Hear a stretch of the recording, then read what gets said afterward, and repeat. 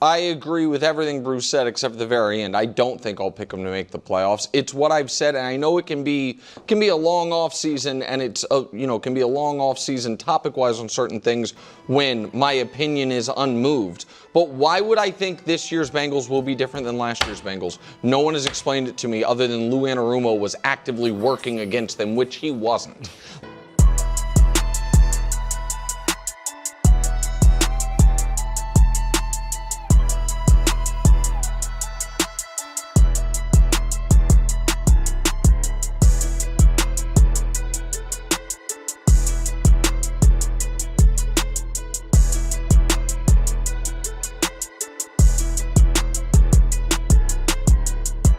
What's going on, guys? How you doing? Hi. As you can see by the intro, we're doing a little Cincinnati Bengals. Facts. Team that is near and dear to my heart. I am not an Ohioan. I'm a Michigander, obviously. But I am a bandwagon Joe Burrow fan. Mm-hmm. Fair enough. And, he's kind of like my LeBron James. Where, like all the guys online with LeBron, Totally. the whole like glazing thing.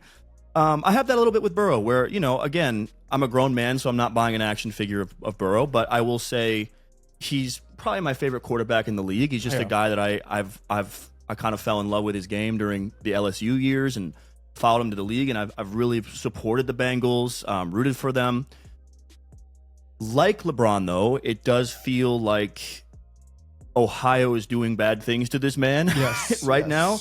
I have a lot of issues with the organization. We'll get into it and how things are going over there.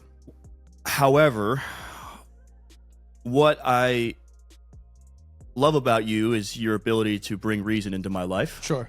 But it's also what I hate about you. Oh, fair enough. So I am going to get on board the bandwagon one more time here and attempt to plant my flag for the Cincinnati Bengals as a playoff team. And I know that you got some things to say about that. But I'll give you my case real quick. I think that what I saw offensively last year was enough for me. I think that Joe Burrow is playing the best pocket, sort of non-dual threat quarterback that we've seen arguably since Tom Brady. Mm-hmm. Or Manning, take your pick. But he's a bit of a throwback. He does his damage with the arms. He led the league in big-time throws last year. Honestly, this team makes the playoffs. He's probably the MVP. Easily. Obviously, what's going on speaks for itself, and I'm sure you're going to touch on some of these things. My hope is that it's a close call in the AFC, but they can get in. This team went 9-8 last year. Do you know how many games they lost by one possession? Oh, man. 7? I have the answer. 7. 7 of their 8 losses were, nice job. 7 of their 8 losses were by one possession. Cool. And last year they lost to the Patriots to start the season. This year they start with the Browns, the Jags, and the Vikings. All 3 teams that I think they could potentially start 2-1. I think they could potentially actually have a decent start this year. No way. Yeah, right. Taylor never has those boys ready to play in September. He doesn't, and we're going to talk about Taylor. We're going to talk about the GM. We're going to talk about a lot of 0-3, easy. a lot of hot dookie butt that's going on in those organizations. Yeah. I'm rocking with Cincinnati fans this year. I'm suffering with it. I'm planting my flag. I'm ready to be wrong. Bengals fans, like, comment, subscribe. I want to know where you guys are with this team. I imagine I know where you are with the front office and some of this contract stuff, but I want to know kind of if you're expecting playoffs, if you're hoping playoffs, or you're out. I've said my backdrop for the video. I think that my love for Joe Burrow is getting in the way a little bit here, so I want you to kind of talk me off a ledge and pour some cold water on my heat here. Yeah, sure. Coach sucks. Yeah. O-line sucks. Yeah. D-line's questionable. Defense as a whole sucks. I mean, it's real simple. It's a good formula. You have. I mean, you drafted Shamar Stewart. There was a whole thing with that. He's finally at practice now, but he's late. You know what I mean? He's behind in camp. He didn't do the rookie mini camp. He didn't do any of these team activities. He's been staying in shape, working out at Texas Tech, I believe. But let's be honest, he was a project to begin with. I think it was a really bad pick at that spot. I don't love it given there. what they need right now. And then you're taking the sack leader from last year. You're jerking him around like he's a scrub. He's probably one of the 7 best edge rushers in the league. He was the best last year by the numbers. Yeah, by the numbers, Yeah. he's the best. Yep. You know what I mean? No doubt. So No doubt. I guess I look at that, and I believe he's holding in now, right? Like he's come back to practice and he's working out. I think that's bogus. I mean, I'm going to be so honest. I think he should fully hold out, but that's just me. I don't know. I think this team has jerked you around fully, and I mean, good for you, right? Like, good for Trey Hendrickson for being a better person than me. But I don't know. The whole idea that you've given 50% of your cap to 3 players, and 2 of those players totally makes sense. The other player, absolutely not. We're referring to Mr. T. Higgins. You do not give a wide receiver 2 that much money to tell him to go enjoy his time in New England, and you thank you for your service. Yeah. Can I back that up a little bit too? Please. Well, I mentioned the one possession thing. Yeah. 7 of 8 one possessions. Yeah. I think, despite what you're saying, we both can agree, when on the field and when healthy, he's a damn good receiver. Yeah. I think you win 2 or 3 of those games Probably. that T. Higgins is out of the lineup. Probably. He misses games every year. Yeah. And I do think that allocating over $100 million to a player like T, who has not been dependable, a second option in your offense, especially when you drafted Jermaine Burton in the 2nd round last year, that's A bust. seems to be a miss. Yeah, but, you know, he's I a mean, head case, man. Andres Yoshivas is a good player. No, that's true. I think it's beyond me, and and to give your take more validity, there's never been a situation where 2 wide receivers have taken up more than 17% of the cap ever. So it is bad, like, finance management. I think the bigger problem that I have too is that Joe Burrow had like an all-time year quietly. You know, Jamar Chase was not as quiet because he won Offensive Player of the Year, and he obviously Triple Crown winner. You're asking them to go out there and do it again. Yes, you are. Yeah, that's the only chance you're making the playoffs. Absolutely. You have to go replicate that. Also, don't get injured. Jamar can't miss any games. Joe, you can't miss any games. You know what I mean? It's serious. Yeah, and I how many of those did they win by 1 possession? Oh, Do you know what I mean? A few of them. Yeah, No, there's no doubt. How close were they from being a 9-win team or whatever they were to being like a 5-win team? You know what I mean? Equally as close, to be fair. I mean, and that's it's listen. The NFL's a game of inches, so I'm not going to sit here and like read into that too much. You know, it feels like every year that you have a team you have a bunch of teams, frankly, who are like one possession. It's the NFL. But do you know the team that they lost to that by more than 1 possession last year, regular season? Baltimore Ravens. Eagles. Of course. So classic. I'm only giving this take to give perspective that, like, I think there's a little bit of a false narrative going on that this team was like getting dicked. Like, they weren't. They were really good. They definitely weren't. I mean, Burrow had one of the best games I've ever watched against the Ravens, and they lost. Yes. 5 tutties. And I know what you're saying. I think it's a lot to ask for them to do that again. I guess my position on it is you've given the money already. So, like, no, that's real. You got to just lean into what you are now and just go for it. Like, it just kind of is what it is. Like, their whole thing is like, I think I might title this video 50 points per game season loading. Like, literally. They're going to have to score a lot of points, but that's what they've been set up to do. It just is what it is. They have, but the problem is, like, the secondary is still bad. Yes. The linebackers are still pretty bad. Yes. And then you have what's the drive for Trey Hendrickson? Well, the drive was last year. And he proved it. He thought he was getting a deal on the other side. So why am I going out there and I'm balling for you losers? I don't think he has a season like last year again. Jamar Stewart had, 2 sacks in college in totality? 4, maybe? I mean, he was not like a sack machine.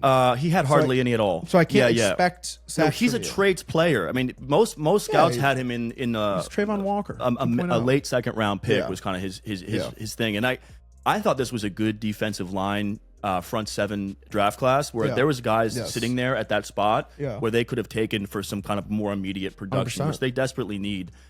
Where I will throw you a bone, and I don't know, maybe you're convincing me. I guess from the defense has been talked about so much, the memes and everything. We all know that. I actually have a little bit of a gripe with the offense. Sure. Last year, Volson and Kappa were the worst guards in football on the offensive line. It was the worst guard combination in the league. Yeah. I'm not sure a rookie Dylan Fairchild and Lucas Patrick from the Saints are fixing that issue for you. I think Mims was the right pick, but again, this is my issue with Duke, their GM. Every single offseason goes by, and it feels like they don't have the answer on the offensive line. We just talked about Chicago, which I don't know if it's coming out before or after this. Doesn't matter. We're doing a few today.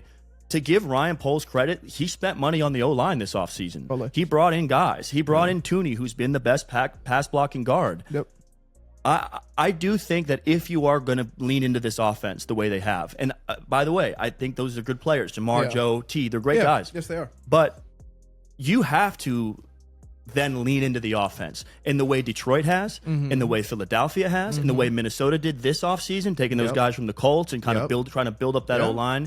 You have no money for them. You have no money for them. Right. But again, you're also not drafting and developing the right guys. No, God, no. Miss after miss after miss Yes, after miss yes. after miss. And my problem with this is, and we talked about the McCaskies with ownership with Chicago. Yep. How are these guys not launched out of a fucking cannon by it's now? insane, I mean, this dude. is nuts. It's insane. Zach Taylor, how many times can Zach Taylor bring this team into the regular season not ready to play? Losing to New England in week 1 last year. That was the difference, by the way. Literally. That was the difference. And I said it after counts. week 1 because all of those games were one-possession games. Yeah. You got to get those gimmies. Yeah. That was a gimme. You blew it. Yeah, totally. How agree. many times can this GM every single year go out and make the wrong pick, draft the wrong guy? Where's the development? Well, do you understand what I'm saying? What's I going do, on in this because front office? What you really what look are at, they doing back there? What you really look at, I mean, just to be totally honest, how long has this guy been the GM for them? Duke? God, I don't know. I got to double check that. That's a good But good it does. question. But I guess Someone in the comments will know. This point doesn't really even matter because you look at the outlook of this team. Joe Burrow was an absolute layup of a pick. Yes. Jamar Chase was an absolute layup of a pick. One that they still might have gotten wrong because Penei Sewell was right there. Sure. You know what I mean? I'm not going to sit there and say you're definitely not regretting taking Jamar Chase, but when you look at how good Penei Sewell is, it's like, well, okay, we could have had the back-to-back All-Pro right or left tackle. You know what I mean? Right. Yep. And then T. Higgins. I could be giving my money to Joe Burrow, Penei Sewell, and T. Higgins right now, and maybe that formula actually gets us into the playoffs. You know what I mean? Maybe that formula protects us in that Super Bowl. I don't know. I'm not sitting here to say one thing or the other. Jamar Chase is unbelievable. I'm sorry. I have to cut you off here. Please, Do you mind? Please. I actually did not know this. I consider myself a pretty good ball knower here. Sure. I can't believe this. I'm sorry to interrupt No, the video. please. You're on a great run. Please. Duke Tobin, who I've been referring to, has been the de facto GM since 1999. Now, that wasn't his title initially, but he has, for all intents and purposes, been the de facto GM through Carson, TJ Houshmandzadeh, Chad, we're talking like I was 4 when he became the director of player personnel in Cincinnati. What are we doing, Cincy? What are we doing? That's mind blowing. Are you going to Marv Lewis with Zach Taylor too, I think and so. just stick him around forever? I think so. It's so Bush League, man. Free Joe Burrow, dog. Because you know what the thing is. You know the thing is. This is my theory. That's wild, by the way. I'm sorry. I had to say that. No, That's you're just insane. fine. But it proves my point, right? You drafted Burrow, A+ pick. You drafted Chase, A+ pick. You drafted T, A+ pick. All of those were layups, in my opinion. I agree. Well, T was a second rounder. Yeah, but he was great at end Clemson. of the first round. No, I know, but I'm saying it was right there. You had to get a guy. You had to get a guy. Yeah, because he was the end of the AJ Green. 100%. Yep. No doubt. This entire team is based around those 3 guys, and you have missed after miss after miss after miss building around them. Yep. Yeah. Where's Jesse Bates? He's in Atlanta having once again a wonderful season. Yeah. Taking these whatever players from taking these whatever secondary players from Michigan, but doesn't take Sandersill, doesn't take Will Johnson, who looks great at Cardinals. Of course camp. he does. Yeah.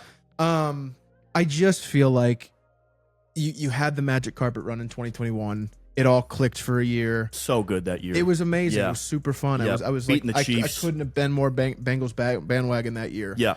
But I just think that we hear this every year. The window's closed. The window's closed. The window's closed. I mean, I really feel it with this team. The window's closed. It's fair. It's over. It's fair. And I think Burrow, I mean, one more year of this, I think you got to go demand a trade. And I'm going to be honest, wherever Burrow goes, Chase is going right after. Mm-hmm. So, I don't know. Get your King's ransom and screw it up for the next 30 years. I don't care. Free Joe Burrow. I'm going to be honest. I'm going off vibes. I'm picking them to make the playoffs, but I have no